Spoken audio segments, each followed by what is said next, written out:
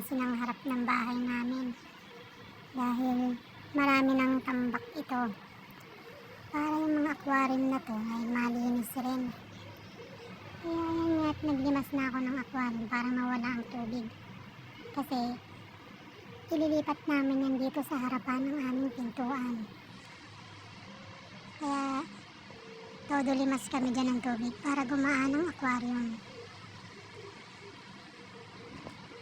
Napakarami kasing tambak din sa harap namin, kaya sabi ko alisin na para lumiwanag ang harap at maganda tingnan ng mga aquarium. Marami pala kaming aquarium dahil ang asawa ko titinda siya ng mga breeder na isda. Kaya lang hindi pa kilala ang kanyang pet shop.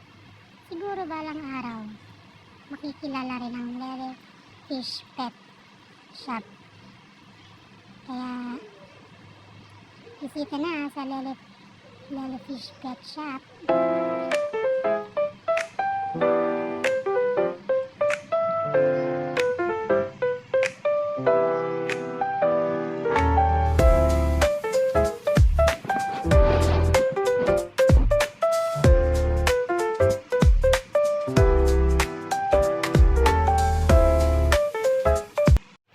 Dito naman tayo mga marikoy sa harap ng pintuan namin.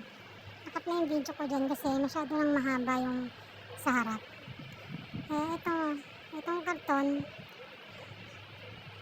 may naman to ng mga sapatos, mga lumang tsinelas. Aalisin ko na yun yung mga hindi naman nagagamit. Kasi tambak lang dito sa harap.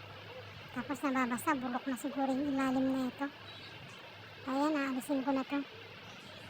At dyan, wawalisan ko na lang dito sa harap at ubuhusan ng tubig para luminis.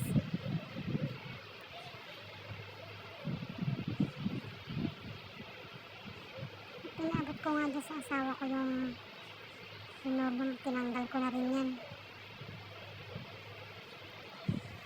Kasi baka mamaya may mga alutihan pa sa ilalim.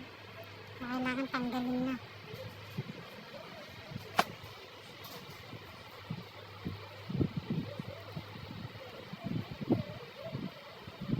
Marikoy, diba? May time talaga na sinisipag tayo maglinis ng bahay. Pag tayong mga babae sinipag na maglinis ng bahay, halos buong loob na